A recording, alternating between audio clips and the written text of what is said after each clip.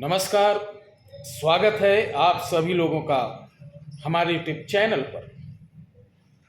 प्यारे दर्शकों, हर बार हम ऐसे रहस्य, ऐसे गुप्त प्रयोग और ऐसे मंत्र लाते हैं या तो जिनका सही तरीका आपको मालूम नहीं रहता या किसी ने बताया नहीं, इस कारण उसका फल पूर्ण रूप से आपको मिल नहीं पाता। आज विषय हमारा शंकर भगवान के नंदी। उनको एक देवतुल्य माना गया है और अगर हम नंदी की उत्पत्ति की स्टोरी बताएंगे तो कथा लगभग आधे घंटे की हो जाएगी, वीडियो बहुत लंबी हो जाएगी। लेकिन आज हम बात करेंगे कि क्यों लोग जब जाते हैं शिव मंदिर में तो नंदी के कान में कुछ बोलते हैं। क्यों शिवाजी अधिकतर तपस्या समझते हो, जिस प्रकार ऋषि मुनि तपस्या करते हैं उसी प्रकार शिवजी हमेशा ध्यान में रहते हैं। ध्यान में वो इसलिए कि पूरे ब्रह्मांड की निगरानी, मतलब कहाँ क्या हो रहा, क्या कोई दिक्कत तो नहीं, वो शिव हैं। जो जीव है वो शिव है, जो शून्य है वही शिव है। ओम ही शिव है। शिव का व्याख्यान बहुत बड़ा है। तो नंदी के कान में क्यों बोलते हैं?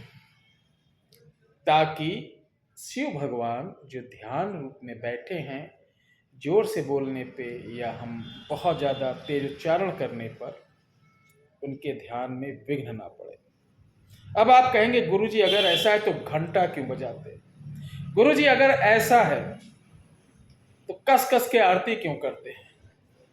बिल्कुल आपका प्रश्न जायज है, लेकिन प्यारे दोस्तों, हर चीज का समय होता। प्रातः काल शिव की आरती होती है ब्रह्म मुहूर्त में, उसी समय पूजन अर्चन होता। 9 बजे के बाद कपाट बंद हो जाता है। 9 बजे के बाद इनको आप बिल्कुल डिस्टर्ब ना करें। संध्या की आरती गौधूल के समय करें, फिर 8 बजे के बाद बिल्कुल ना डिस्टर्ब करें। कुछ ऐसे पर्व हैं कि उनमें ये आपके लिए, अपनों के लिए इनका दरबार खुला रहता है। क्योंकि जिम्मेदारियां पृथ्वी लोक ही नहीं है कि इसकी जिम्मेदारी है 24 घंटे इसी पे निगरान रखें। चंदा, सूरज, बुध, शुक्र, शनि, जितने भी ग्रह हैं, पता नहीं कितने प्लैनेट्स हैं, उनके ऊपर भी, जिन्हें हमें आपको मालूम नहीं उनको मालूम है, वहां की भी जिम्मेदारी उनके ऊपर है, उनको भी देखना है। तो इसलिए ध्यान रखें कि हम एक समय होना चाहिए, एक तरीका होना चाहिए हर चीज का। तो आइए आज हम बताने जा रहे हैं नंदी महाराज का एक ऐसा मंत्र, एक चमत्कारी प्रभावकारी, एक ऐसा मंत्र कि जिसे मैं जिस तरीके बता रहा हूं, अगर आप जाप कर लेंगे, ये मंत्र मैं डिस्क्रिप्शन बॉक्स में नहीं लिख पाऊंगा क्योंकि संस्कृत भी है और टाइपिंग में संस्कृत का बड़ा डिस्टर्ब होता है, तो आप लोग, मैं धीरे धीरे उच्चारण करूंगा, आप लिख लीजिएगा। इसका तरीका है कि ब्रह्म मुहूर्त में आपको उठना है। ब्रह्म मुहूर्त जानते ही होंगे आप, 4 बजे से 6 बजे के बीच में उठ जाइए, ठीक है। तुलसी की माला हो अति उत्तम, रुद्राक्ष नहीं लेना है, तुलसी लेना है, क्योंकि गायत्री जी से संबंधित है। तो तुलसी की माला लेना है, नहा धो के पवित्र होके आप पूर्वामुख होकर पीले आसन पर बैठकर सिर्फ एक माला नियम बना लीजिए। सोमवार से चालू करिए, नियम बना लो।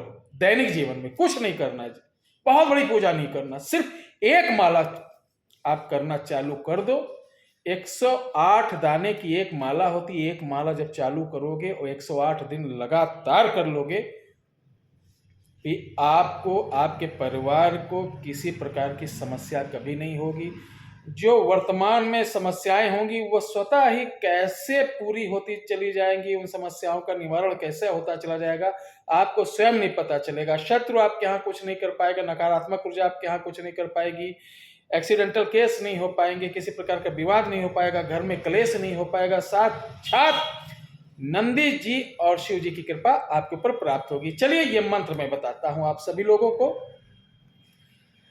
मंत्र है ओम, लिखिए धीरे धीरे, ओम तत्पुरुषाय तत्पुरुषाय विद्महे चक्रतुंडाय धीमहि तन्नो नंदी प्रचोदयात्।